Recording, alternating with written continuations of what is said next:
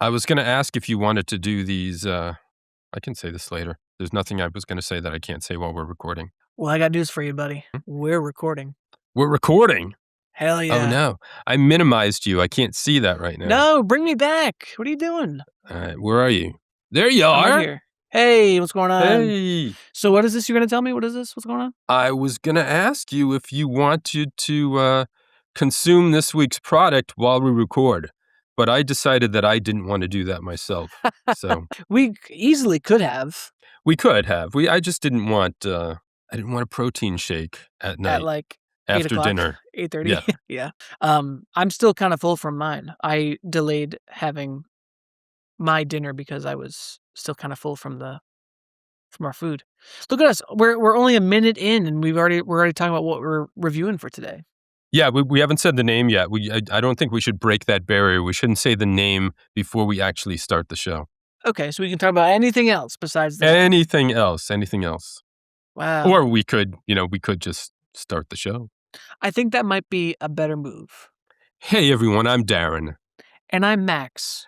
And we are the Froze Bros.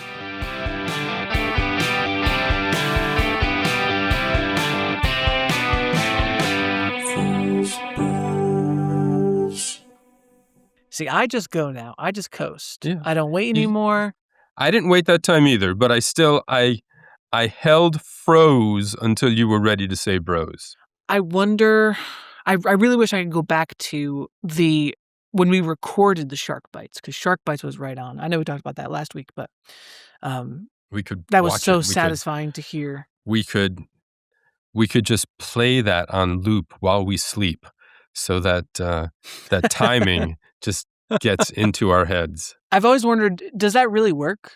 Have you ever tried that before? Those like language things that you listen to? Really? No, I've not tried that before. Oh, okay. No. Like those language tapes? Listen to I've been getting a lot of language ads lately. A new app. I'm not going to advertise it. I can't remember the name right now anyway. It's I remember one of the words in it, I think, but it's because of all the traveling you've been doing. Yeah, because you're getting recommended. It could be because I was overseas. That's probably it. Yeah, that's probably it. But I use Duolingo, which I like, but I think it's best if you already sort of know the language. It helps me keep my Spanish up to date, having taken years of Spanish in school. And it's okay for Italian and a little bit for French because I was already familiar with those languages too. But I've tried some other things on there like Dutch, Irish. Yeah. You don't know what the fuck you're saying or if you're saying it correctly. No. And yeah. It's I've never even felt fluent, even close to fluent in any other language.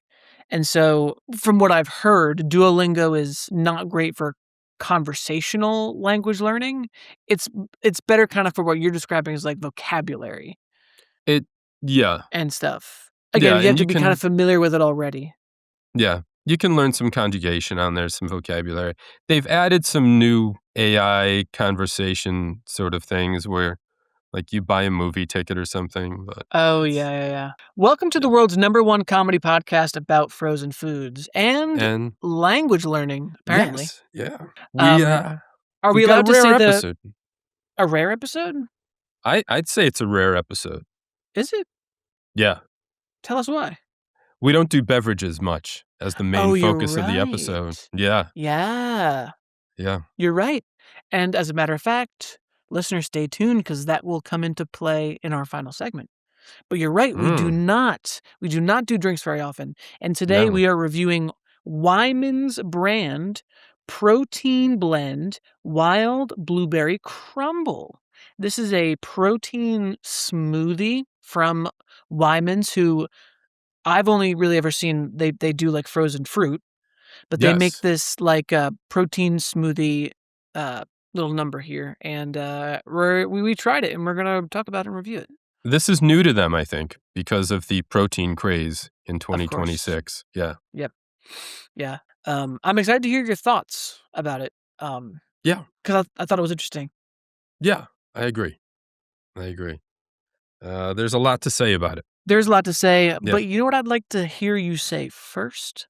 What's that? What you been eating? We've been sort of switching roles a little bit, Max, and I have not been eating too much. But speaking of switching roles, I had ice cream. Ice cream. Yeah. Snuck in just a few hours ago with something frozen this week and got some peach ice cream from my favorite place, Arethusa Farm in Litchfield. Very nice. Yep. Yeah. I was out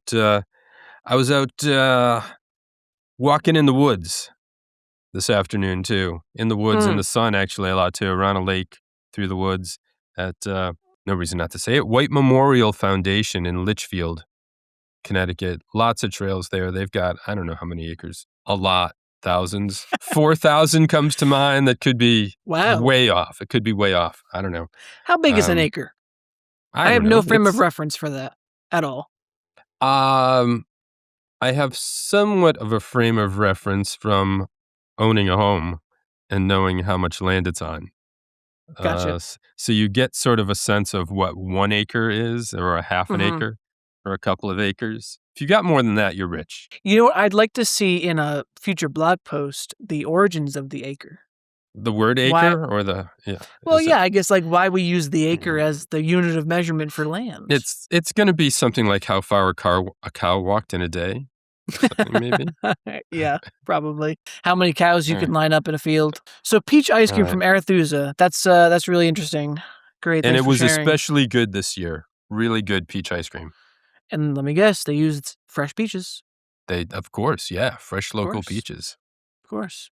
They do grow here in Connecticut, but I think not all year, of course. And I think August is peach season. I gotta get me some peaches then. Yeah, you should have peaches. You're further south, so there should be some peaches. A little bit. Yeah.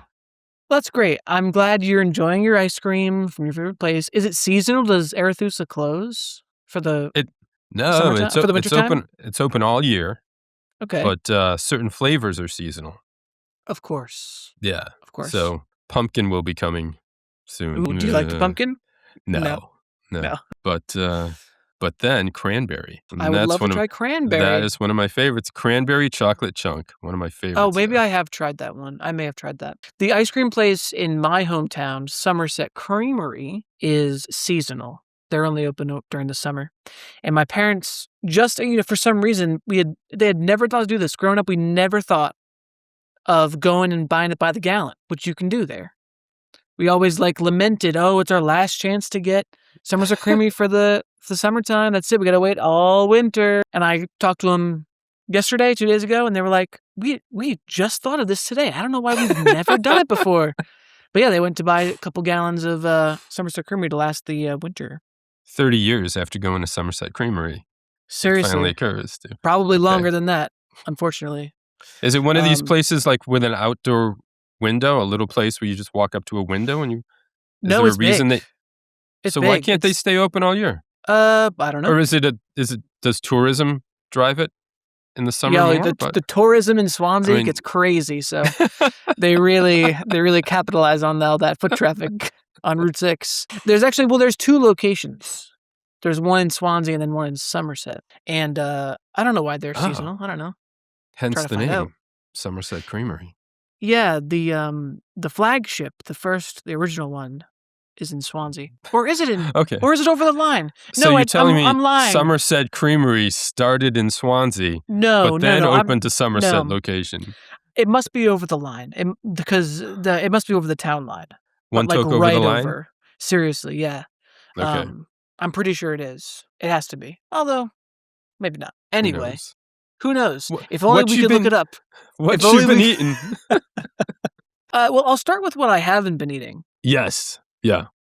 So last week when we reviewed the Philly Gourmet burgers, Naomi and I had a less than ideal time following our consumption of the burgers. We were not feeling well afterwards. I talked about I had a tummy ache immediately after eating. That went away after a quick nap. But then Naomi wasn't feeling good until into the next day. And so Darren sent a picture of his burgers, and they looked a lot more pink than mine did. You said that the taste was not great. The texture was weird. You mentioned they were gray, and I thought maybe you just meant they were sort of grayed like meat gets when. But then the more I thought about it after we recorded, I thought maybe Max's meat defrosted. Sorry, I couldn't hold it. Yeah, and he had some bad meat. So I sent a picture. I sent you a picture of my meat, and it was nice and pink. Yeah, sorry. I wasn't going for that at all. I heard it when I said it. No, but I know. Then, yeah. I know. World's #1 comedy podcast for 12-year-olds. Yeah, your meat was a more meat colored. Mine was great. And we were talking about this right before we started recording. My meat, my burgers weren't gray. They were just dull looking. So I agree. They probably defrosted a little bit, then refroze.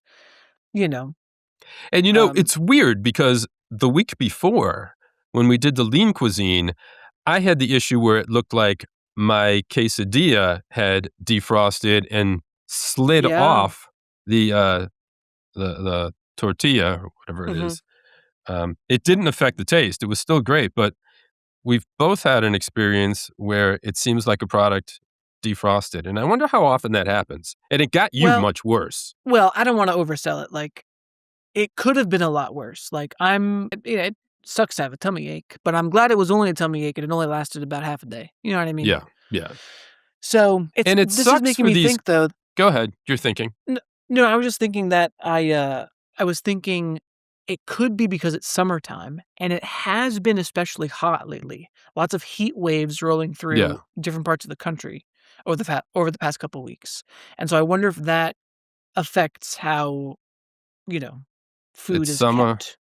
It's summer and we're running out of ice. That's a line from Oklahoma from a song, Pore Jud is Dead. I've never seen Oklahoma. No, it's old. It's dated. But I was in it in college and I played Judd, much against type. It's this big brute of a guy. What's the other male lead in that show? Curly. Oh, what a beautiful morning. Yeah, that whole thing. And well, anyway, that's what I've not been eating. Well, yeah. And I advised, you said you were going to, and I advise just throwing those away. Yeah, and I'm going to. They're still in my freezer. But. Yeah. It sucks for these companies because I'm sure they're doing their best. Well, we don't know, but they're probably doing their best to keep the quality of these products good. But then somewhere along the line of shipping or handling or keeping them in a store, they're defrosting and refreezing.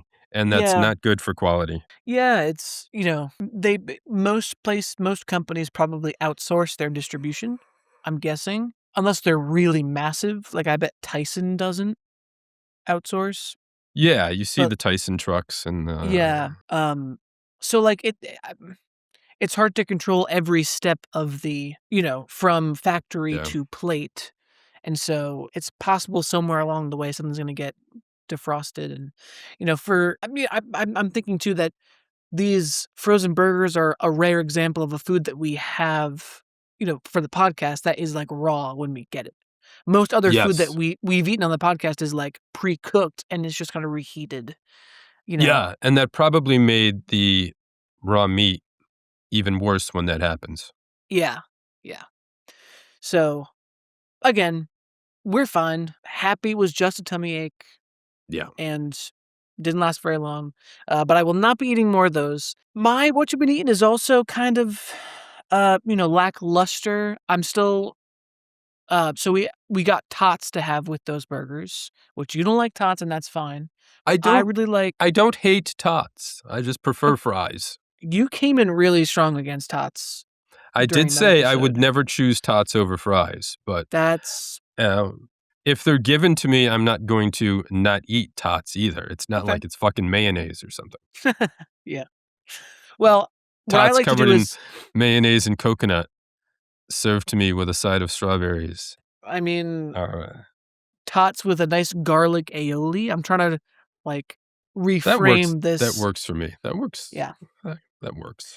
Anyway, what I like to do is I like to take tater tots and smash them in a pan and then crack a couple eggs on top and make like a hash brown with That eggs. sounds good. It is really good.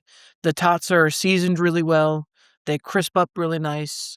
And I like a nice over medium egg with the crispy tots. They're really good. Mm-hmm. Recommend that. It takes an extra step because they're frozen. They don't smush straight out of the freezer. So I put them in the oven for like in the 5 toaster? minutes. I thought you were going to say you put them in the toaster, maybe. I could do toaster. Try just that, like something to defrost them a little bit. 20 seconds in the microwave? I don't know what that would do to them, though. Yeah. Well, they might like blow up a little bit. Mm-hmm. Maybe. I don't know. Anyway, I'd also like to talk about something that's not frozen that I have eaten. Okay. Will you allow it? Yeah, I've never stopped you from talking about anything. Have I? Let's check the tapes. Let's check the tapes. No, I don't think so.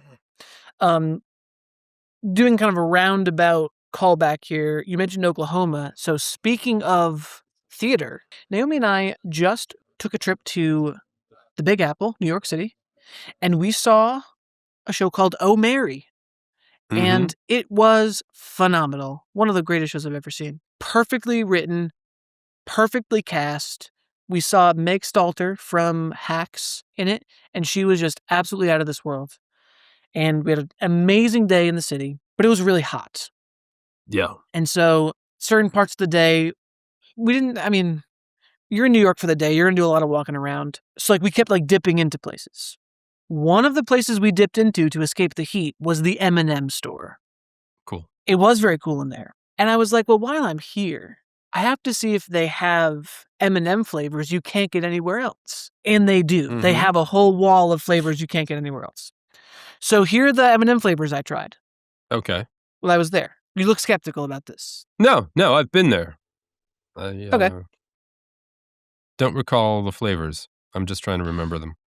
Okay, here we go. And so, like, again, I got flavors you don't normally see. Cherry chocolate cupcake, lemon meringue pie, caramel cold brew, cinnamon roll, pumpkin pie. Really? And peanut butter and jelly. I think peanut butter and jelly I've seen. But the other ones I had never seen anywhere before. The only one I was kind of disappointed by was, well, none of them. What I will say is one of them that I couldn't tell from the others was cinnamon roll. Because I made the mistake of like mixing all of these crazy flavors into one bag. Yeah. And so I couldn't tell what I was eating. I know, it was stupid of me. Yeah, do they make these in just a certain color? Like the color you'd associate with the product? Yeah, so like the lemon meringue ones were like yellow, white, and pinkish. So those were easy. Mm-hmm. The cherry chocolate cupcakes were like kind of dark red. The pumpkin pies were orange, but they were a similar orange to the caramel cold brew, and so those are tough to tell apart. Yeah. But I'd forgotten. I didn't take pictures of them. I really did a bad job with this whole thing. I didn't take pictures of them. I didn't separate in different bags, so I couldn't tell what I was eating. But I enjoyed them all. Well, yeah, they've got hundreds of colors too, and then different flavors, and yeah, well, you get a bag and you mix stuff. What I found, I wouldn't get a separate bag for everything either. I don't think. Yeah, no. But what I found was that they don't really have a huge variety of different flavors. Like I got all of these because I had never seen these before. What they mostly have there is M&Ms in different colors. Yeah. And like they have gray M&Ms and like mermaid themed M&Ms, but they're just like chocolate. So you could have done a Froze Bros bag of blues and whites. I could have done yeah, they should have a Froze Bros M&M dispenser. But yeah, I was hoping they'd have like an entire wall of weird flavors. Yeah, I think they only have a few at a time. I remember like getting like a mint, I think. I've tried those before, yeah. And a caramel and dark. A dark chocolate? I think. They don't normally make dark chocolate, do they? They do a dark chocolate. Another flavor I got was dark chocolate peanut because I love peanut M&Ms. Ooh. And the dark chocolate peanuts were really good. Nice. Yeah. But at $1.60 an ounce, I had to be careful how many M&Ms I took. But yeah.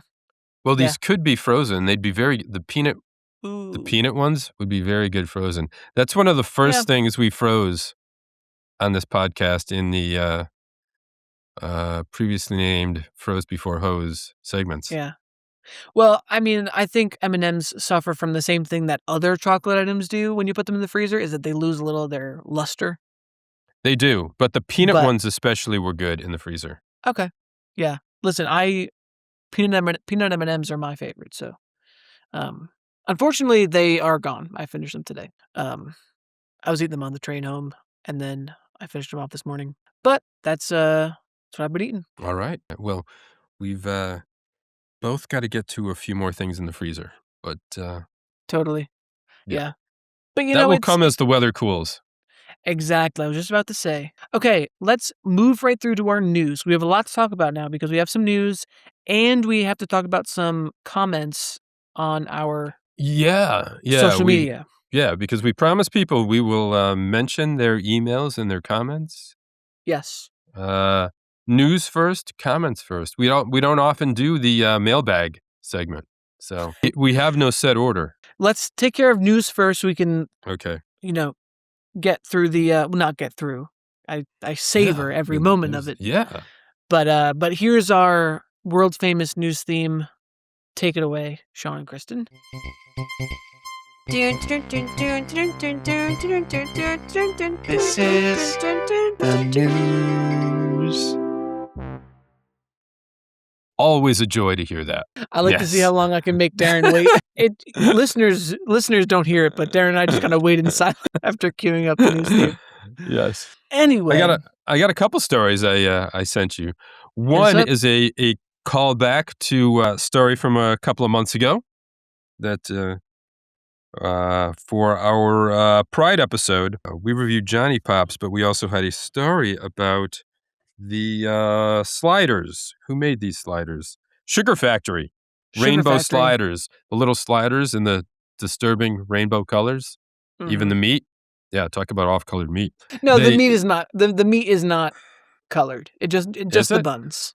Just the buns. Yeah, the meat is brown in all these. Oh, you're right. The meat and the cheese are the same color. It's just the buns. Yeah, just the buns. Yeah, but that started in the Midwest. It is expanding east. Apparently, they've been successful. And good news, Max, you are going to be able to get these in the Philadelphia market. Yeah, starting on August 21st. Yeah, I don't think they're coming to New England yet, so I'm out of luck. Yeah, well, it's not getting past me, I'll tell you that. They come with a rubber duck. Don't you remember? They come, so. Do they? Really? Don't or they? Or something we were joking about. Maybe that's not real. I don't know. Oh, yeah, no, rubber duck inside every box. Yeah. I mean, I don't want to eat these. Like, they look gross. Yeah, the color's weird. Yeah, the color is weird. Okay, yeah. We don't have to revisit this whole story. No. But I was excited that they were going to be available to you. But here's the thing. This article says that they're expanding distribution of the sliders through a partnership with GoPuff, and that the product will be available for delivery across Philadelphia, Pittsburgh, Washington, D.C., Baltimore, Richmond, and surrounding areas. So it's not going to be in the store. I have to order it on GoPuff, which I feel especially dubious about. GoPuff. I don't know this company. Oh, it's weird. It's really weird. Yeah. It is kind of a delivery service, but it's basically like, I've done Uber Eats a few times. Like I've driven for Uber Eats before. And the times I've had to, so sometimes you have to deliver a GoPuff order. And it's basically, it looks like a convenience store that's not set up to shop in. It's like a Amazon warehouse style convenience store where they just have products everywhere and people bagging things, and then drivers show up and pick up the bags and deliver them. And they're often in like these weird, seedy parts of the city, and they're like in these unmarked buildings without any windows. It's very, very weird. So, I don't know. Hey, if you're into GoPuff, by all means, puff away. but I always felt weird about it. And so I think it tracks, I guess, for this product that they're being delivered through GoPuff exclusively. Okay, yeah. This is, they are in major cities in the US and UK. So, You fact checking me? What the hell? No, I was just curious where it was available, if everywhere. Yeah, I mean, I'm pretty sure. I remember it started when I was in college, when it kind of first came about, and you could order stuff on GoPuff. But anyway, Okay. that's my GoPuff story. Great. All right. What's our other piece of news? This is exciting also. I've found us a job working for Mars, the candy people.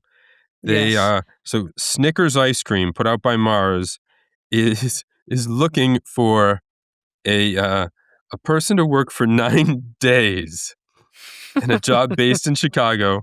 And this is coming up soon, the end of this month, August 24th through September 3rd. But I just saw them put this out at the end of July. Basically, they want some sort of internet ambassador, I think. Did you read this? You get to, I skimmed it, yeah. It's like it's more of an acting gig, right? Yeah, a little bit. Yeah, it's going to be on camera. So they're looking for somebody comfortable on camera to create social media content. You get to try all the flavors of their ice cream bars. This is the ice cream bars, right? Yeah, Snickers ice cream. Yeah, I don't see why we couldn't do this. Yeah, and did you mention the title? You did not say the title. The Chief Online Chill Officer. Yes. Yeah. Chief Chill Officer. I mean, we should probably have a chill officer. Yeah. Yeah, we should. Yeah. Applicants submit a short video on why they'd bring more chill to the internet. We're already bringing more chill to the internet, and they every week, every perhaps Tuesday. have not just heard about us yet. All right, Darren, let's see your pitch right now. Let's see your pitch to Snickers. I haven't thought about this, but I don't know. I'm not really the ice cream guy here, am I? Oh, that's right. Yeah. Oh shit. Well, it seems like you don't have to like ice cream. It's more about like you fake it. If you senior marketing director Chanel Gaunt is quoted in this article. If you've spent more than 5 minutes on social media lately, you've probably realized the internet has no chill.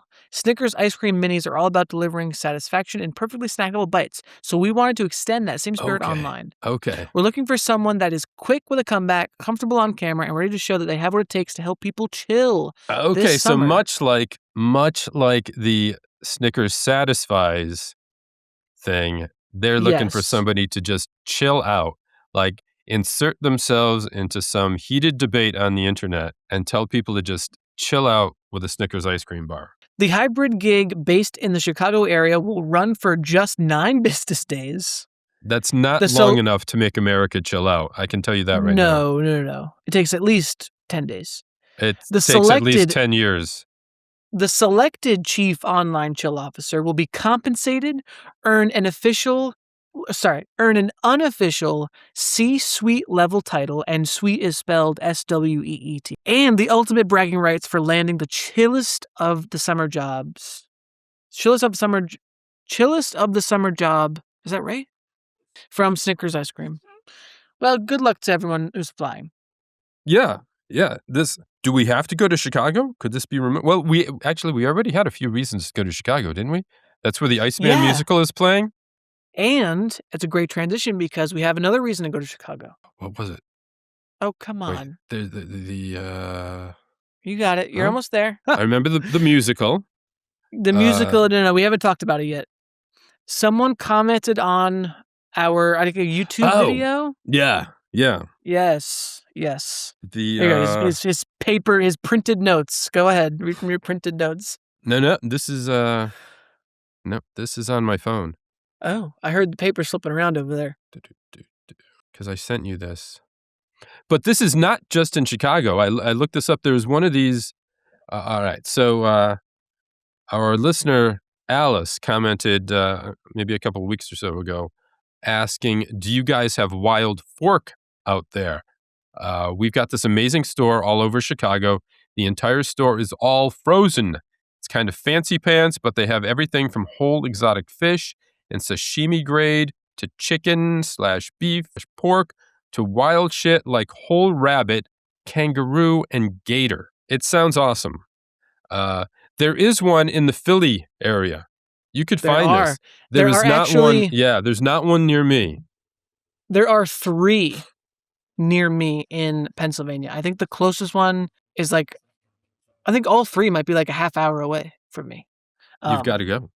I'm going to go, and I will tell you why. First of all, thank you so much for this. Well, hold on. Let me get to it, Darren. Go on. I'm excited about this because I was comparing, first of all, their prices for meat are the same, if not a little better, than at my normal grocery store. It's not more expensive by any stretch. So if I can get good quality frozen meat from this place at a affordable price, that's amazing.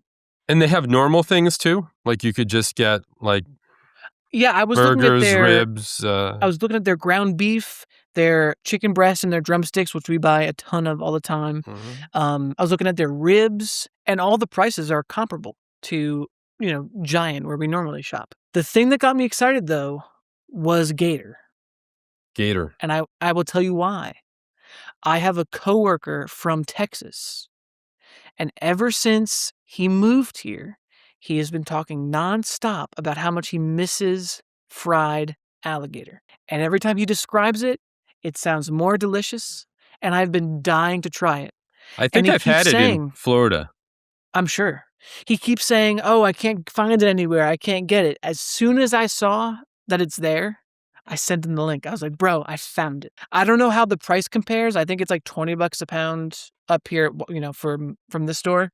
It's probably cheaper down there because it's caught and local there. They just have to tell the gator to get in the freezer. Yeah. But no, I would definitely try it for sure. And so I will be making a stop at this place at some point in the next couple weeks. Maybe I'll get my Thanksgiving turkey there. Who knows if the price is right? But thank you so much for that suggestion. I'm excited to. Yeah, you got to take lots of pictures if you go. I will. I think Philly may even be the closest one to me. Yeah. Maybe I can buy something for you and ship it to you. Okay. Yeah. Sure. I mean, it's frozen. Yeah. Just got to keep it frozen. Anyway, yes, I'll be going there. I'm excited. I'll tell them about the podcast. I'll tell them how I found them. But you got to credit Alice. Of course. Alice being her handle on Instagram. I will share it for sure. There are a lot of locations. There are a lot more locations in Chicago. Does it say where? I'm looking at the website now. I looked it up a while ago. Okay. There are many locations around the country, but just not this far north or east into New England. I wonder, you can choose pickup or delivery. Pick your products. Choose exactly what you want in each delivery and order as often as you want. Choose pickup or delivery, defrost in minutes. So maybe, is it a store you can go into? Not. I don't know. I will investigate that. Or if Alice listens and wants to school us on how Wild Fork works. But yeah, that's great. I'm excited. Yeah, I'd love to see it too. So I'll have to plan on that if I get to one of these cities sometime. Come to Philly. I could do that. I could go to Wild Fork in Philly. Maybe, Matt, I could even tell you maybe if I'm going to be there. Yeah, you could let me know. Yeah. If you're coming by. Yeah. All right, I think it's time we move on to our review. We got an email though. I just want to mention we got a couple from regular listener Sean. We'll get back to you, Sean. But we got one from a new listener, Lorraine, who wants to see a picture of the new kitty. Honestly, I will do it right now while we're on break between segments here. All right. Yeah. Lorraine, you won't have to wait a moment longer. And then when you hear this episode, you'll know, oh, he sent that picture while recording. And how special will that be? I mean, it is about time for a break, though. I think that I am not actually going to grab the package this time because I don't want to have to put all of that into another bag in the freezer. Totally. I will also grab a picture of mine or just look it up online. That's what I normally do. Yeah. Well, I like to know what it actually looks like because what's online and what we buy is not always exactly the same thing. It is sometimes different. It is. Well, let's talk about if it's different when we come back. Stay tuned. We'll be back.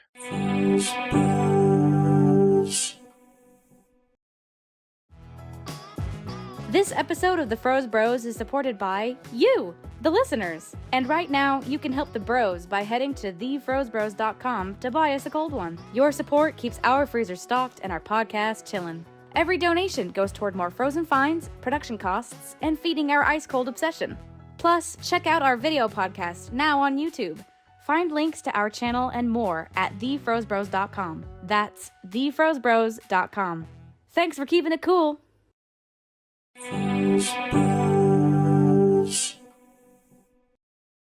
And we're back. We're back. I've got my picture of Wyman's protein blend, wild blueberry crumble. I have my picture as well. A lot of words on here. Are a lot of words. What can you tell us about the company history of Wyman's? I know nothing about them whatsoever. This is a family company. It is a family-owned company. They have John, Liz, Nick, Sarah, and Tom. Yeah. You reading that somewhere? Yeah, the back of the bag. The Wyman family. Oh, yeah, the Wyman family. They have outsourced the CEO role to a different guy, Tony. But Tony. Yeah, the family still owns it. I think this may be the oldest company we have ever reviewed. Whoa, wait. 152 years, founded in 1874 by Jasper Wyman in Milbridge, Maine. Okay. Yeah. That's great. Originally, and this happened to some other company, I think, too. Originally seafood and switched. Huh. Or maybe I'm thinking there are others that became seafood, like some Vandekamp started as something else, but there are others that I thought started as seafood. It was a sardine cannery. I mean, that makes sense for Maine. Yeah. A lot of seafood there. For Maine, yeah. They switched around 1900, so still quite long ago. But somewhere in the multiverse, we could be reviewing sardine cans. For sure. Frozen Wyman's. Sardine cans. Yeah. The world's number one comedy podcast about canned fish, you know? I don't think you have to can and freeze. That might be redundant. Okay. If only we were a canned fish podcast, we might know the answer. I don't know. I'm just going off of memory. I don't recall seeing cans as I walk through the frozen aisle. So they make the switch to frozen fruit? And they abandon fish completely? Yeah, they did. And it is actually the world's largest retail brand of frozen fruit in the world. I think they focused on blueberries specifically, which Maine is well known for, wild blueberries. I did not know that. It's the second largest wild blueberry grower in the nation. Oh, I wonder where the other one is. It could be also in Maine. Michigan might be known for blueberries also. I believe you. But it's wild blueberries are cooler climates. They grow sort of underground, and then they push their way up to Oh, really? Pop out those blueberries every couple of years. So they're annuals? They are. They like die and then they come back? Or Biennials? That's a thing. They come back twice a year? In the plant world? No, every other year. Every other year? Yeah. But if you got them on a rotating cycle, if you got some that come this year, some that come in the odd years. I'm sure there are smart farmers out there that set that up. They know how to do this. Yep. Well, I've never really noticed. I don't spend a lot of time in the frozen fruit section. No. But I've never noticed Wyman's as a brand, so they're number one. I have gotten Wyman's frozen fruit before, actually, to make a smoothie or a shake with. Okay.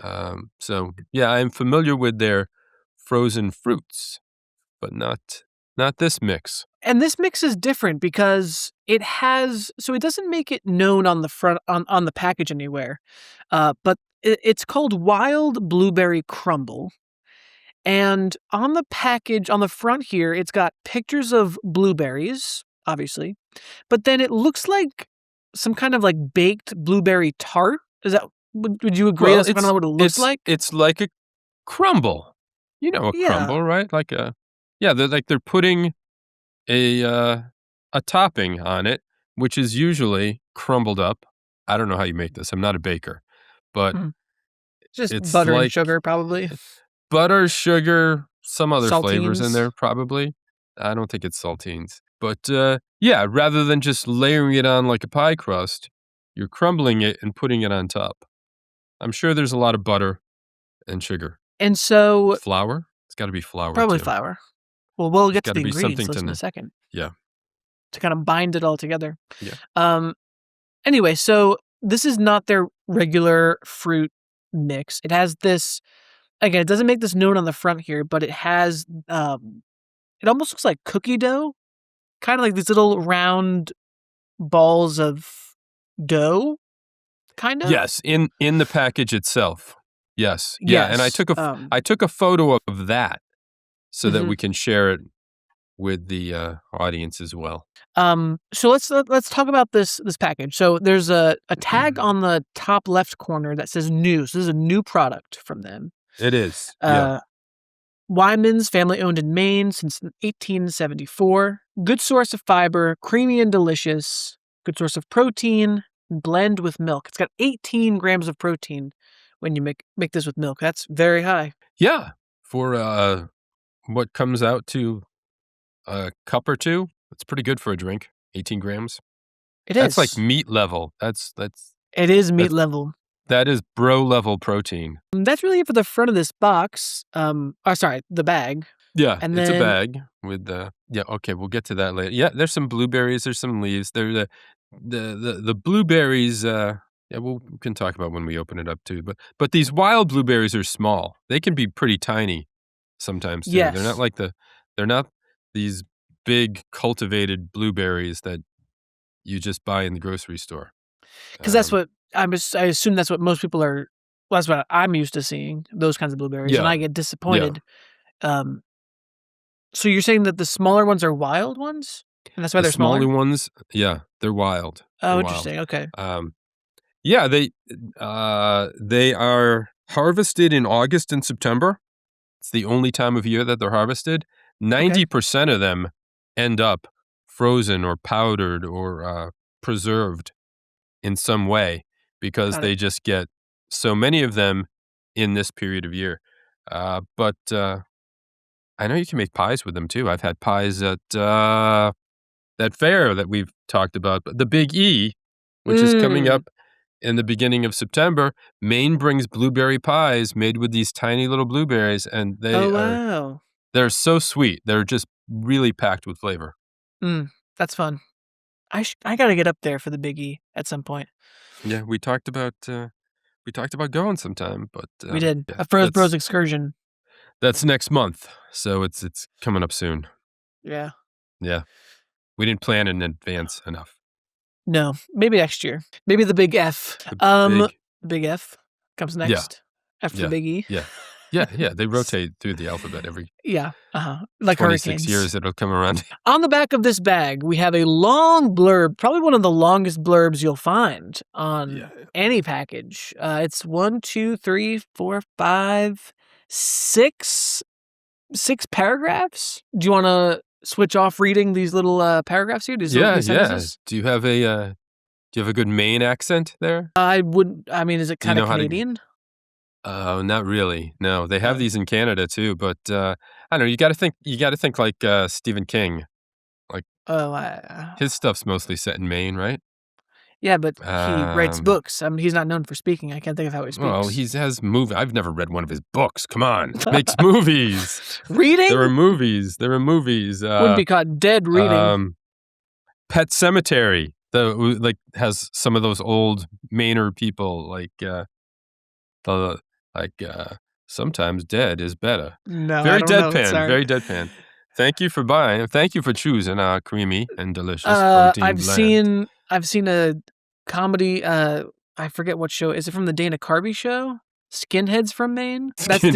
Okay. That's what I'm thinking for Maine accents, but I'm not even gonna try. You don't have. All right, we won't. We won't then. All right. We'll alternate paragraphs here. Go ahead. Thank you for choosing our creamy and delicious protein blend. The perfect pairing of tasty, real fruit goodness and power-packed protein to fuel your day. This incredibly satisfying smoothie has 5 grams of fiber and 18 grams of protein per serving when blended with milk. We're a family-owned business from Maine, home to moose, bears, lighthouses, rocky shores, and the perfect ecosystem for a remarkable fruit to grow in abundance, the wild blueberry. Wild blueberries are different. They aren't planted by man or organized in perfect rows. With up to twice the antioxidant activity of ordinary blueberries, based on measurements and laboratory studies, these small but mighty powerhouses cover the beautiful landscape like a carpet. We hope you love our protein blend as much as we do. Let us know what you think at wymans.com or at phone number. As a family-owned business, we're dedicated to excellence. Your support means the world to us. Signed, the Wyman family, John, Liz, Nick, Sarah, and Tom. Keep frozen until ready to serve. And then we get into blending instructions, we'll get into in a second. Yeah. My picture was a little, because the bag wasn't flat. So in one of those paragraphs, there was sort of a fold that made a couple of those words difficult to. I think I got them right. I think you did a great job. It was lighthouses in perfect ecosystem that I couldn't make out perfectly. Nutrition facts and ingredients. Serving size is 1 cup of protein blend. And in that protein blend, there's 280 calories, not too much of anything else. Carbs, 44 grams of carbs, 23 grams of sugar. It's a lot. It's and the 10 grams of protein. Yeah, it's natural sugar. Oh, of course. It's only got 5 grams of added sugar. There are added sugars. That's going to be in your crumble topping. It'll be in the crumble for sure. Yeah. They recommend preparing this smoothie with skim milk. And when doing so, they estimate calories bump up to 370. And that's when your protein goes up to 18 grams, is when you prepare it with skim milk. Yes. Yeah. So the preparation matters. For ingredients, we've got wild blueberries, obviously. That's talking a lot about that. Also has banana puree. This must be in the little crumbles themselves. So banana puree, citric acid, absorbic acid, date paste, wheat flour, milk protein, concentrate, soybean oil, sugar, oat flakes, oat flour. So is this gluten-free? Doesn't say so anywhere, but it might be. Wheat flour. Sorry, I see it there. It's wheat. There's wheat flour. Salt and cinnamon. So it contains milk protein concentrate already in it before adding anything. Oh, for sure. I could taste it, to be honest with you. So So these ingredients, aside from the blueberries themselves, are in that crumbly topping. Yes. Yeah. Ease of cooking. What'd you think? Couldn't be much easier. Well, okay, so the blending instructions. Simply blend 1 cup of Wyman's protein blend with 1 cup of skim milk, and then, of course, enjoy. I had a little trouble with mine. Did you? Well, did you have a cup? A cup? What do you mean? A measuring cup. I had a measuring cup. I have a blender, but I don't use the blender often. And I didn't assemble the blender right, and so there's that, O-ring that goes between the bottom of the blender and the blade that I reversed the order of some things. I poured my cup of skim milk, or I used almond milk. I poured my cup of milk into the blender and it all came pouring out. And I stood there for a good 10 seconds and watched it kind of drain out of the blender. I didn't get a picture. I wish I would have gotten a picture. Naomi was in the kitchen with me and I stood there and stared at the mess that it made, and she started laughing. She was laughing because she was watching me emotionally regulate in real time. And so that's why I didn't get a picture, because I was too busy doing that, and then I had a mess to clean up. So suffice it to say, I did not have a great time making this smoothie, but it was rather easy once I got the hang of it. Yeah. I used Nutribullet, which I use often. Okay. So no issues. It was... is that the one you push down? Yes. Yeah. Yeah, it was perfect for this. Yeah. Easier than most smoothies because there's just the 2 ingredients. 2 ingredients. That's right. Appearance. I was disappointed by the small blueberries. I wasn't expecting them to be that small, but now I understand those are wild blueberries. They're different. Yeah, those are wild blueberries. I also didn't know what the crumble was going to be, and like we mentioned earlier, they're kind of like ball-shaped cookie dough type things that are in the bag with the blueberries. Yes. And they look like, I don't know, honestly, like I would eat them with ice cream. They look like little cookie dough balls. It would have been interesting to, I suppose I could still do it, to just grab one of those and eat it by itself. I ate a number of them just on their own. Did you? All right, Yes. so you can report on that. Yes, because I wasn't going to at first, but then I was like, well, you don't cook it. Like, they must be fine straight out of the bag. Yeah. Yeah, You know? you're right. It's got to, even though it's flour, it's got to be safe because there's no cooking, no baking going on. Yeah. So it has to be prepared already in some way. But yeah, and then so once it's blended, it becomes very purple. Yes. Yeah. And for some Blueberries are kind of purple when you crush them. just for some reason, Like, I was surprised at how purple You're turning it was. violet. Yes. I felt like I was about to turn violet. Yeah. All right, moving on to smell, taste, and texture. Because I mentioned it earlier, unless you have more to say for appearance. Well, on appearance, I let it sit for a little bit too. I tried it right away, but then also let some of it sit. Unlike some smoothies that you make yourself, it didn't start to separate at all. It really held its whatever you call it there. It held itself together. Nice. Like me when I spilled all my milk all over my counter. Yeah. But yeah, it had like a thick consistency to it. It wasn't, this is kind of moving into smell, taste, texture. It had a thick consistency, but it wasn't, was it smoothie-like to you? Did you get a smoothie vibe from this? I thought so. Yeah. Yeah, I did. I wonder. I mean, there are different types of smoothies also and different consistencies of smoothies. Yeah. So, this is not one with any ice in it. It's a creamy one. I do feel like it had the consistency of like a protein shake. Yes. More like a thick protein shake rather than a smoothie. Yeah. Which is pretty much what it is. Yeah, and what it's claiming to be, pretty much. I could taste the extra protein stuff that they add, the milk protein concentrate, has a taste to it, and I could definitely taste that in it. And that taste was a little stronger than the blueberries themselves, I will say. To me, that tasted like the crumble topping, I thought. Maybe it was also because so when you open the bag, obviously all of the blueberries and the crumble pieces are all mixed together. Yeah. I think, I poured mine from the bag into the measuring cup. I do wonder if like the taste of this smoothie changes depending on how much of each thing you have in your pour.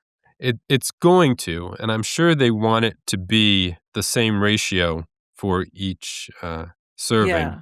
I scooped. Oh. I had a measuring cup that I could scoop right into the bag.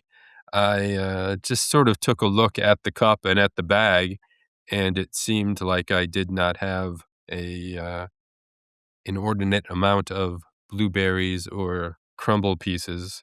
Okay. And what I had matched what was left in the bag, so figured it looked good to me. Okay. But yeah, I only say that because I felt like the blueberry flavor, it's tough because artificial flavors aren't as strong. Artificial flavors are stronger sometimes than natural flavors. Yeah. And so I do kind of feel like the artificial flavoring of, even though it's natural flavors, it's, you have like fresh wild blueberries going up against these like crumble balls that are obviously made in some kind of factory.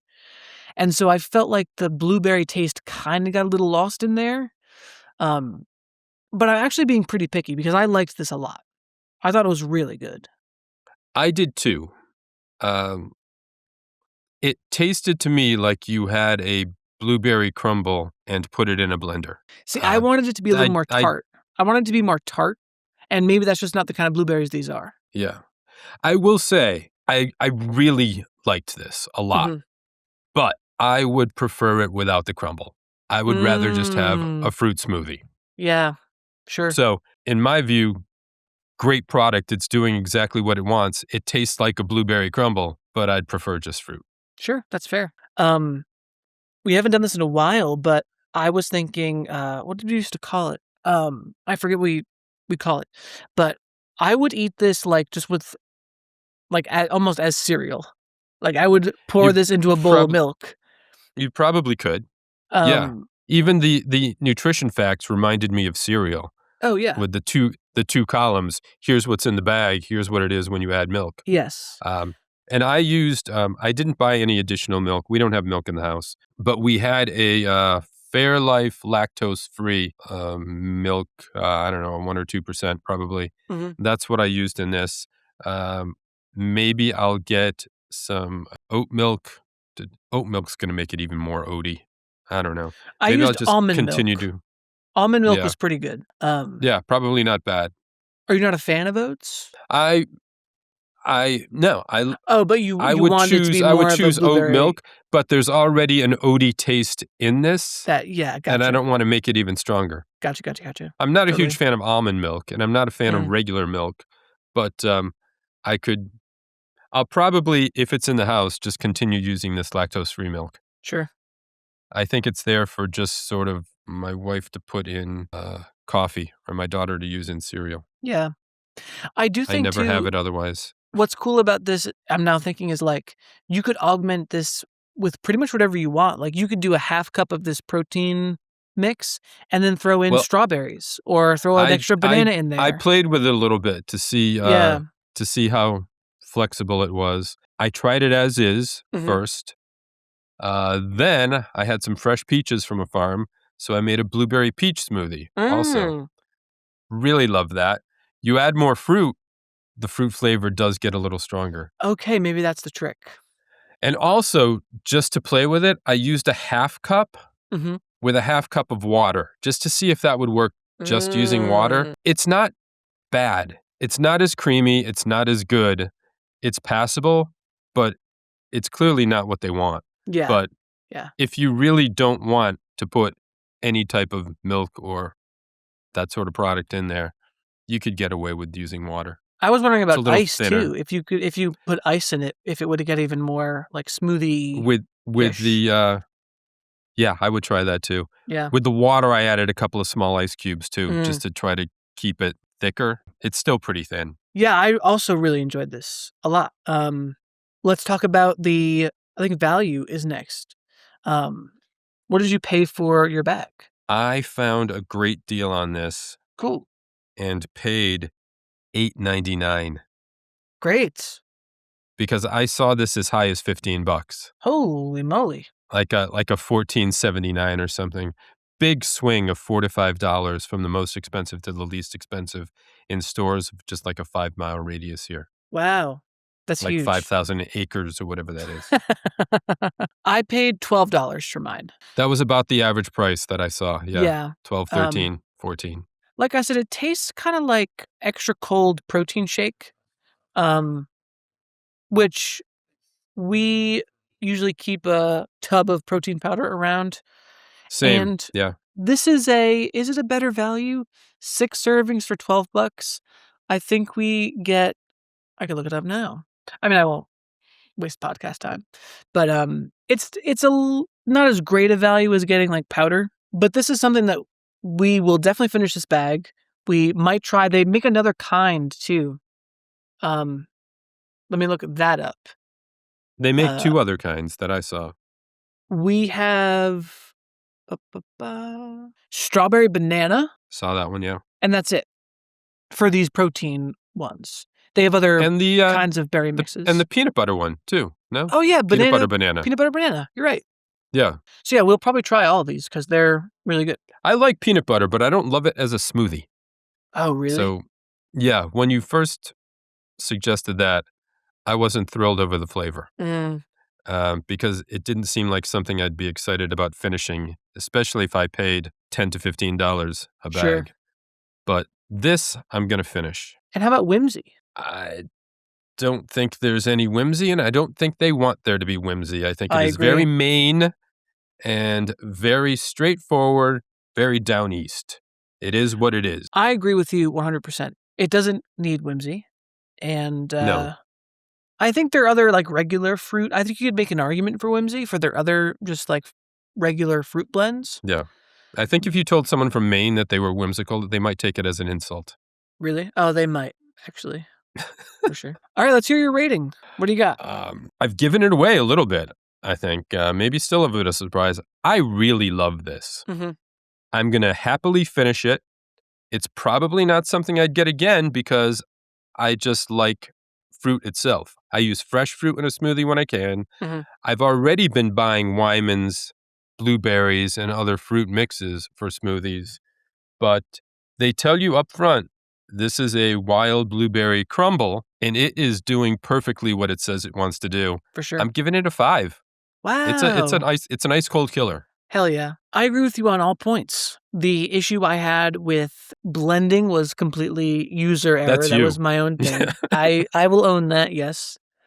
I had some trouble with the bag too because I don't read. I started to try to tear it, and it's not perforated. It's not meant for tearing. Oh, mine tore. Mine did had, it? mine No, had a mi- little mine- divot to get you started with the rip. Oh, mine didn't. No, I just tried to tear, and it no. was just pulling it. It was a mess. Oh, and then I God. saw that it said cut here, so I cut it. I mean, yeah, mine was perforated. I have no reason not to give it a 5. I also really enjoyed it. We will also happily finish this bag. We'll happily try the other varieties. I'm also giving it a 5 for its versatility because I would love to try throwing different Wyman brand fruits in there as well. Throw some fresh berries in there too, and that will get rid of the taste of the crumble a little, downplay it a little bit. It's not that I don't want the taste of the crumble. It's more that I wanted it to be more tart. So I think if I threw some fresh blueberries in there, I'll get that tartness. The wild blueberries are sweeter than regular blueberries. Yeah, we talked about that, and that's what I was saying. Yeah. But yeah, this was phenomenal. This was great. I'm glad we did this. It's a weird situation, I think, where I'm giving it a 5, but I'm saying it's not my favorite thing. I have a preference for something else, but I think they're just knocking out of the park what they tried to do with this. It's a very measured, mature rating. I'm proud of you. I have not always done that. Sometimes I let personal biases get in the way. Sometimes you do, and we're going to talk about that in our upcoming segment. So I'm on trial, I guess. No, you're not on trial. We're just going to talk about some things. No problem. It's fine. All right. Everything's fine, Darren. You're fine. Okay. Don't worry about it. Okay. All right. Stick around, listeners. We'll be back.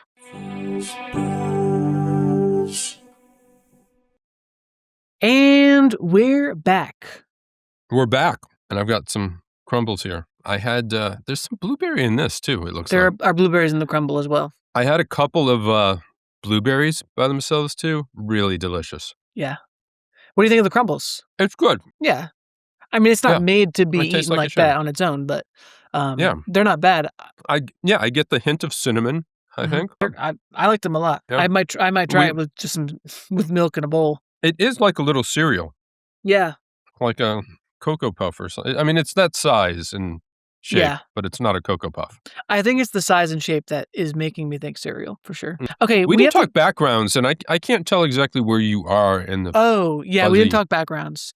I'm in a blueberry field. You're in a blueberry field. A wild field. Blueberry field specifically, but... I brought back, for my background, this is one I've used before. This is Muscle Beach, California. Okay. Because this is a very high protein smoothie. I used this background when we did our Dole acai bowls during Healthy January. And so I've figured with the high protein nature of our food today, I would do this background. And the exercise equipment is blue. That's true. Like blueberries. Yeah.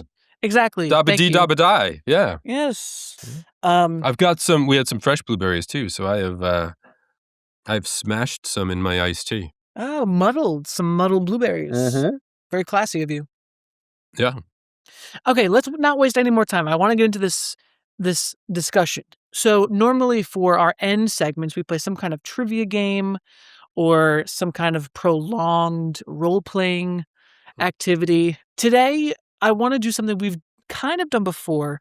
For one of my first episodes as an official Froze Bro, I did an audit of the show where I basically checked in on how Darren felt about the foods that he had already reviewed, and we called it solid liquid gas. Yeah, it was part of the first Froze-a-thon. I think. Was. It might have been the third and final part. Yeah. So I took some of the foods that Darren had already reviewed, and I kind of pit them against each other, solid, liquid, gas, kind of like F, marry, kill, and he kind of rated them again. This audit is just a little different. I just want to talk through some of the statistics that I found. I went through our last 50 episodes and analyzed our reviews, and I want to just kind of talk through our feedback. I want to talk through and get feedback from you, Darren, from the listeners out there, about the kinds of foods we review, the ratings we give them, and see what kind of comes out of it. We're coming up on our 100th episode, so I feel like this is an important thing to do. Yeah. At this time. We're coming up on a couple of events. Our second anniversary will be soon, but we're going to make a bigger deal out of the 100th episode. Totally. Which is a milestone in podcasting. It is huge. It is huge. Yeah. So we want any suggestions. We want your thoughts on this, listeners, too. Viewers, if you're on YouTube, give us your thoughts about this and what we're saying and doing, and any suggestions you have, of course, going forward. We always love to hear from you, even if it takes me a little while to respond to your emails. Okay, so let's start here. So just because we're talking through statistics doesn't mean I'm not going to ask you a few questions, Darren. Of course. So instead of just looking at your ratings, I'm more focused on our average ratings. Okay. So I took our average ratings and I started by seeing how many of each, how many foods we gave a 1 to 2, a 2 to 3, 3 to 4, 4 to 5. That's how I started. And so I'm going to ask you, what do you think the biggest group is for average ratings? How many foods did we give an average score of between 4 and 5? I looked at the last 50 episodes. Oh, okay. Just trying to start our discussion. If you think back about the foods that we've had. So out of 50. Out of the last, about the last 50, and I counted obviously the face-off episodes had 2 foods in them, so those would be counted separately. So it's like kind of the last 50 foods, I should say, more than 50 episodes. You know what I mean? Okay. And you're talking average rating, so average rating of between 4 and 5. How many foods did we rate on average between 4 and 5? Which would mean that you and I both have to give it a good rating for it to come out to a 4 or 5. I think we do a lot of 3s and 4s. We've given a few 5s, but it doesn't happen too frequently. Out of 50 foods, 4. This includes, well, the average will include guests when we have a guest also. I did not. To be above? Oh, that's true. It does, yeah. Yeah. To be above 4, I'm going to say out of 50 foods, 12 have been over 4. Really? Yeah. Well, wait, you said how many? 12? 12. You are close. It was actually 17. We had 17 foods with an average rating. I was going to say, if I'm off, it's probably a little higher, but I lost my, hold on one second. I lost my page here.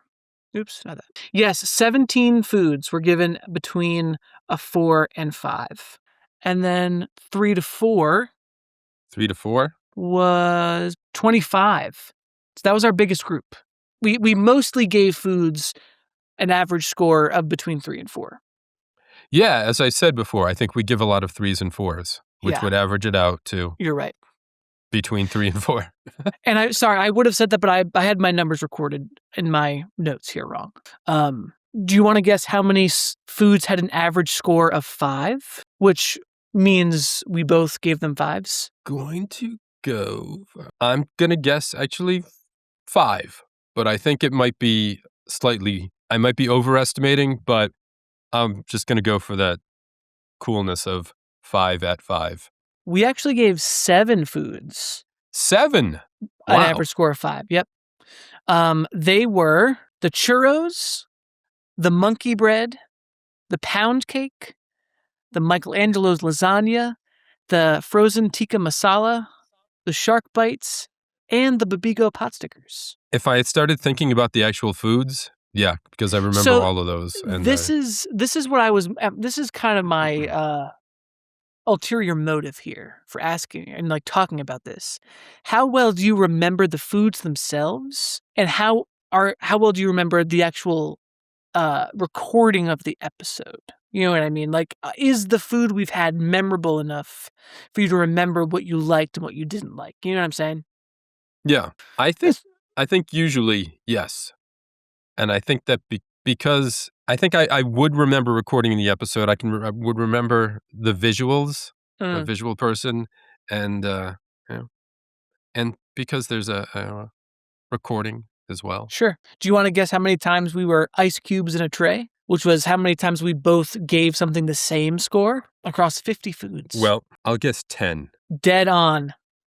We were ice cubes in a tray 10 times. I knew it had to be more than 7, obviously. Mm-hmm. Every time we've gotten a perfect 5, that's ice cubes in a tray. Yes. So 7 plus. And I think when we're not giving a 5, we're both hovering. There are times where one of us is maybe a 4, one of us is a 1 or a 2. Yeah. But those, that 10 does not include the times that we were both 5s. Sorry. So it's 5 plus, so 17 times, I guess I should say. 17? Total. Oh, that's much higher than I'd expected. Yeah. 10 times besides those 5. We were ice cubes in a tray. Besides those 7, you mean? So it's 17? Yes. 17 total. Wow. So that's closer to half the foods we felt the same way about, because half would be about 25. It's close-ish. Close enough to say it's close. You said 50 foods, right? Yeah. Half 50, 25. Am I wrong about that? Yeah. No, you're not wrong. Not wrong. So it's maybe about a third of the foods. About a third. On average, we differ by about almost 1.5 points. So I went through and I calculated the difference between all of our ratings, and the average was about 1.5 points. Our biggest discrepancy, the biggest rating discrepancy, do you want to guess what food we felt totally different about? We were on either ends. Now, I will preface this by saying I hated the Fat Boy ice cream sandwiches. Oh, and yeah. That's going to be one of them. For that one, we differed by 2.5 points. I gave it a 5. You gave it a 2.5. But there's something we differed even more about. And I'll say there are 2 of these. There are 2 foods that we actually swapped ratings for these last 2. And one of them, I should not have given it the score that I did. Yeah, I can't remember what it was. This was somewhat recently. You gave a low score, and then I think you later said you were too harsh. I would know if I brought up a list of episodes. Totally. I'm not going to do that. So no just problem. Off the top of my head, I can't remember. So I will call the official answer to this question. The food that we felt the most divided about was the tabachnik vegetable soup, which you gave a 6 and I gave a 2.5. Yeah, because I went off charts for that. I loved it that much. Yes. You were a big fan of the story. I think the story bumped it up for you. I gave them an extra point for the story. Yeah. I didn't give them more than a point for the story. It would have been a 5 without the story. Yep. You didn't... I wasn't You're a fan not used of the to anything soup. without salt in it. I think I'm a salty guy. Yeah. Yeah. The other food that we really differed about, I gave it a 6, you gave it a 2.5, was the Dolly Parton's decadent chocolate pie that we had for our first anniversary. You were so wrong on that. I was very wrong about that. That is not an official score of mine. I was just happy that Mike was here. I'll be honest. I was happy that Mike was here. So that not deserve. You gave, I knew at the time you were giving the experience a 6, not the pie. I was. You're right. Now, so going to the next highest one, where we differed the most, and this is where your personal feelings may have gotten in the way. It was for TGI Fridays mozzarella sticks. That I gave a 5 and you gave a 2. No, I would never buy. Those are not just personal feelings. What trash. Those were really bad. The sauce was like sugar and food coloring. Oh, I love the marinara sauce. Oh, so bad. So bad. Oh God, I loved it so much. Yeah, I blocked that out of my head. That's really sad to me. So some of those though, you are more prone to letting nostalgia affect your rating sometimes. That is absolutely true. Absolutely. Yeah. Which will come into play in a second. I mean, we already talked about it. Like, most of the foods that we review, we give them between a 3 and a 4 on average, right? Which means we're generally choosing either food we know we already like or food we think we're going to like. Right. I think it's kind of rare that we try a food that we think we're going to like and actually don't like it at all. If we go into it thinking we're going to like it, we usually do. And so I think maybe going into the next 100 episodes for the podcast, we should make a bigger effort to have food recommended to us by other people. Actually, it's interesting you bring this up, Max, because I thought of an idea for the whole next year. We're passing our 2nd anniversary, going into the 2s. Mm-hmm. It's actually, I guess, our 3rd year, but the terrible 2s, parents know this about the terrible 2s. And it actually is truly, sometimes the kids are even worse behaved at 3 than they were at 2. Mm-hmm. But my proposal is we just do a whole year of foods that we think are going to be terrible. I think that's a wonderful idea. I think that's great. Because I think I have more fun eating foods that I don't like. We've picked a couple that we did not think were going to be good. And we were right about them. Yeah, sometimes I've been surprised, though. I had really low expectations for the lean cuisine quesadilla.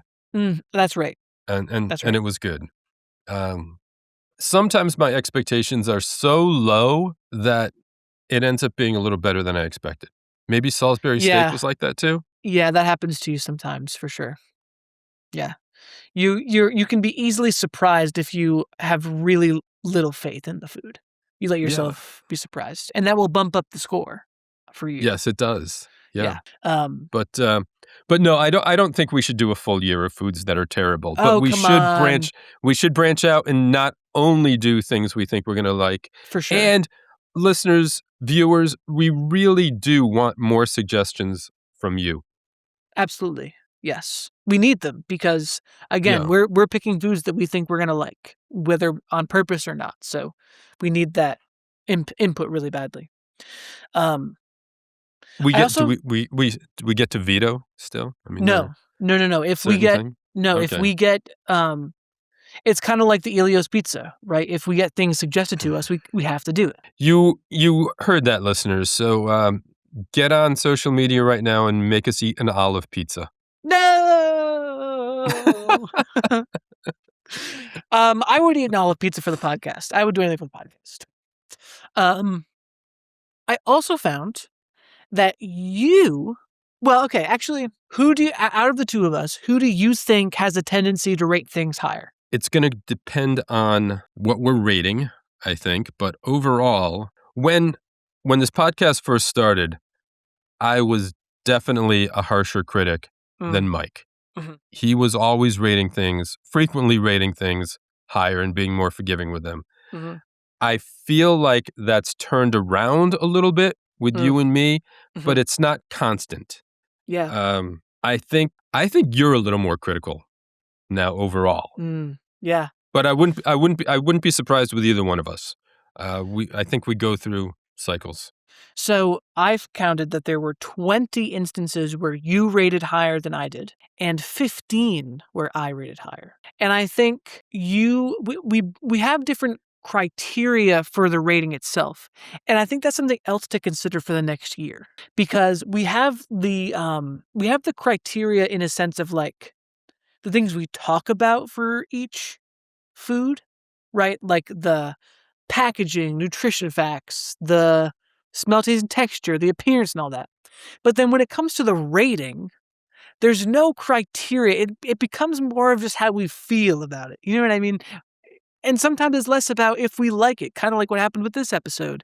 You oftentimes when you are rating something, you'll say, I didn't like this, but it's doing what it's supposed to be doing, and so I'm going to give it this rating. And so I wonder if there's a way moving into our next 200 episodes to kind of get on the same page about what exactly or how exactly should we be giving our rating? Like, what is the actual criteria here? When we go through each of the points, when we're doing packaging and nutrition facts and all that, should we be giving those little scores along the way? And then taking those into considerations. I know it's a little more work and a little more involved maybe, but you're looking like you're talking about like a rubric of scores, and then we just something, because it ends up being totally subjective. And I'm speaking for myself here. Like, I pretty much say whatever I want during the review portion, and then I don't actually think about it until the rating. Like, okay, how did I actually feel about eating this? So, just something to chew on. It doesn't have to. Nothing has to. We don't have to do anything about it. But yeah, I mean, it is sort of subjective in whether we like these or not. But I try to. I was pretty clear and successful in it today of saying I'm basing this on whether they're doing what they want to do, and they did it really successful. Yeah. And I've tried to do that other times, and maybe they are always doing what they want to do. But what they want to do is just an objectively bad idea. Like, let's make a subpar burrito. Let's make Stouffer's. Let's make a mac and cheese that tastes like nothing but salt. So, yeah, if that's what they wanted to do, I would have given them a 5. But that's just a fucking stupid idea. So, I hated your mac and cheese, Stouffer's. Yeah, I see what you're saying. I think despite all of the criteria we talk through, also, the taste is the biggest factor for me. For sure. Absolutely. And taste is influenced by appearance and texture. Mm-hmm. Not so much by what's on the package, but it's the package that makes you decide whether or not you want to buy a food, usually. Yeah, you're right. So it's worth talking about. And now that you're saying this, I feel like I do even I sometimes, like, it happened with the food recently where I liked the food, but the value of it knocked it down for me. So we do sometimes pull influence from the other stuff that we talk about. There have been a couple of like that where it's good, but it's just almost inaccessible at the price point. I think like the mac and cheese bites were kind of like that. I think that was one of them. It was one of didn't you bring the lean cuisine down a little bit? Oh, it might have been that. Yes. Yeah. It might have been that. Yeah. Because we paid like $6 for what didn't fill us up? Yes. Yeah. So it's more, so the rating itself becomes more of like the experience top to bottom of the food, not just the taste. I don't know. Yeah. I'm just thinking about all this stuff. And I don't know if you have questions, if you thought about Whimsy. I think Whimsy might have bumped a rating for me a little bit once or twice. I can't think of anything where I've brought a rating down because a product was so cringy. Haagen-Dazs? Haagen-Dazs was a recent cringy thing that we reviewed. Yeah. We said that was highbrow cringe. Do you think that affected your rating of Haagen-Dazs? You might be right about that one. You might be right about that. In a different package from a different company, that same ice cream might have gotten a higher rating from me. Yeah. So it all kind of plays a part. So I guess I kind of answered my own question here. I don't know, just stuff to chew on. One other good thing that I found was that when guests come on our show, they're happy. We had a lot of guests over the last year, and their average score was a 4. Nice. I think that mostly is because they choose the food when they come on. We usually let guests suggest what they want to have with us. Yes. Yeah. So that helps a lot, I think. Yeah. We need some guests that we can make something eat something with us that we don't expect to be the best. Yeah. And we can't do that to just anybody. So Sean, you might be eating some crap with us. You might be having some olive pizza. I think Sean's been the most frequent guest, I'm sure. And early on, we probably gave him some things that were not of his choosing. The Zatarain's probably was not. Right. Yeah. Yeah. That we haven't done that too much, but that was something chosen for a holiday.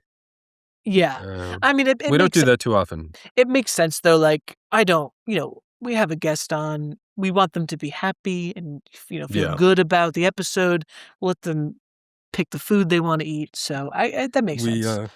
We try to be on our best behavior. We try to be. But with Sean, he's a frequent enough guest where we can make him eat whatever. He was on the Elios episode with us. He ate all that crazy stuff on the pizza. Yes. And we don't have to pretend to be nice to Sean either. We just like him. We've loved all of our guests. But, I think, was Erin a guest back in March, and we sort of had to give her a little talk beforehand about how we're going to pretend we don't like each other during this episode? Yeah. Was that Erin? Yes, because Erin's episode came out during March. And I can't remember if anything happened during that episode where we had to be mean to each other. But I remember talking to Erin about that. Yes. Yeah. Anyway, the last bit I have here, which kind of leads us again into the future, is we have a spreadsheet where we keep track of all the reviews that we do, and each food is categorized as a type. So there's main dishes, starters and snacks, desserts, breakfasts, pizza, and drinks. Now, some of these, so I used how you categorized them. Yeah, which hasn't really changed since the beginning. Some of them I kind of disagreed with as to what was a snack or starter, what was a main, but it doesn't matter. It's neither here nor there. Because the numbers... there are... And only for a couple things, so I didn't think it mattered all that much for my... Yeah. Well, there are plenty of snacks or starters or appetizers that I would eat as a meal. But sure. I guess I try to think about how they sell them. Yeah. Well, do you want to guess what we ate the most of? What thing we ate, what category we ate the most of? Well, my feeling is that out of 50, we've probably had 27 ice creams. Now, I think the way I've categorized it, probably snacks or starters, which is in the same snacks, starters, appetizers. That's all the same. Yeah. Yep. So it's actually very close between starters and snacks and entrees. Oh. So we did 18 main dishes okay. and 16 starters and snacks. 16.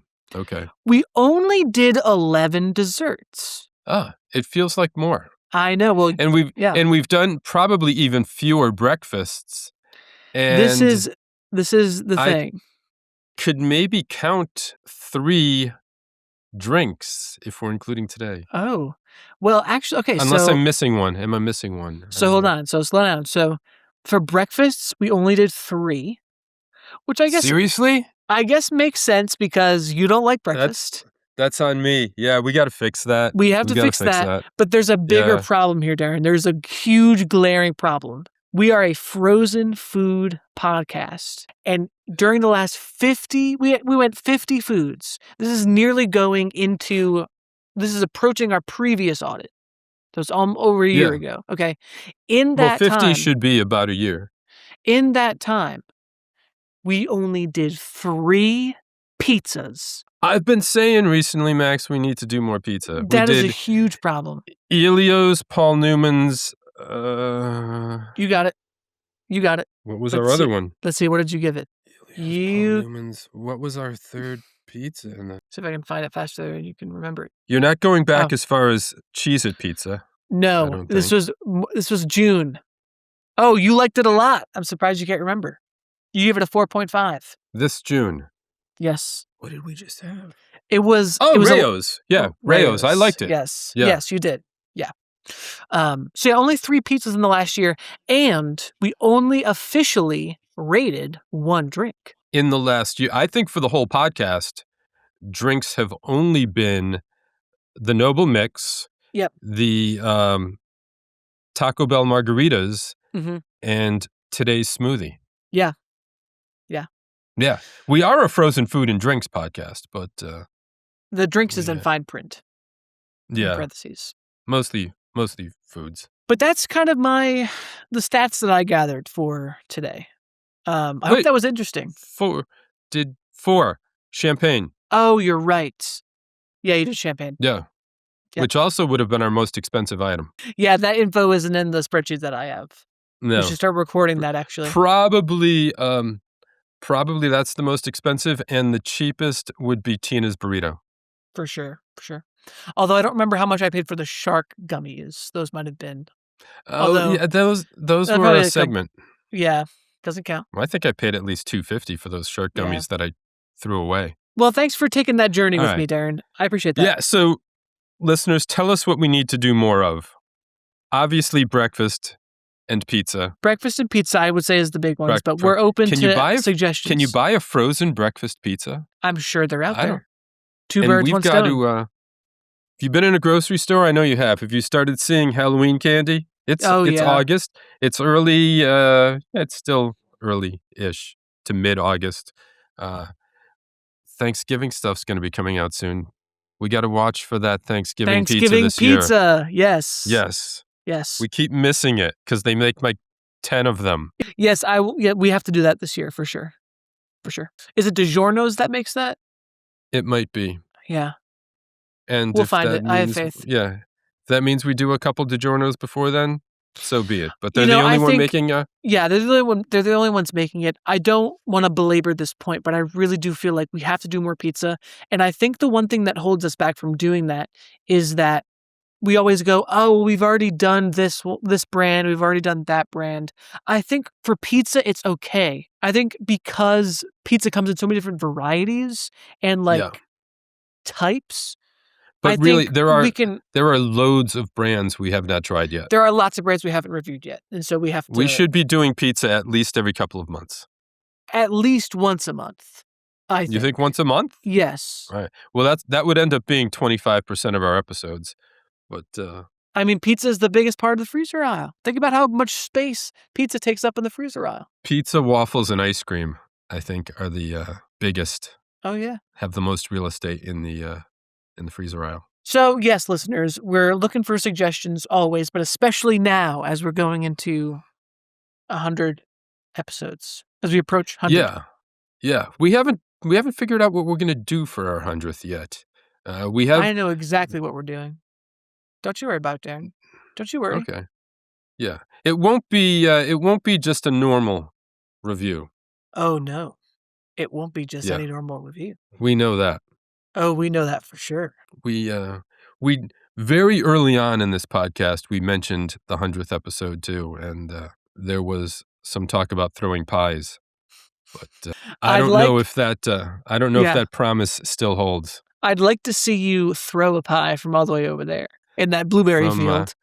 From this blueberry field in Maine, where I am. I'm closer to Maine. I'm probably right between Maine and Philly.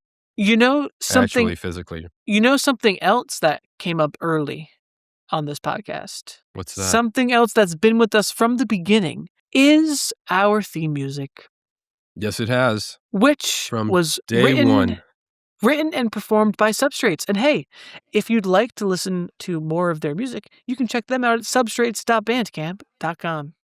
That's right. And you can find us on Venice Beach in a blueberry field and online at thefrozebros.com, where you can find links to episodes, you can find links to social media, you can find links to our blog posts with more info about every episode, and you can figure out how to get in touch with us to tell us all that you want us to know. And remember, one of the best ways to support the podcast is to rate and review us on Spotify, Apple Podcasts, or however you listen. It really, really helps us out a lot.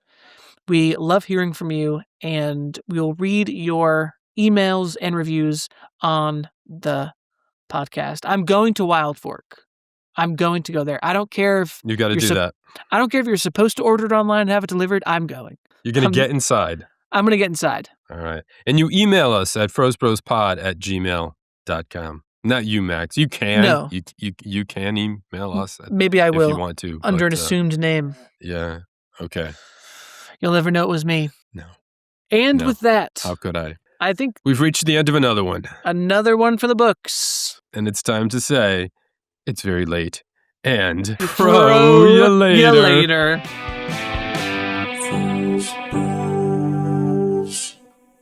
It is very late. God damn.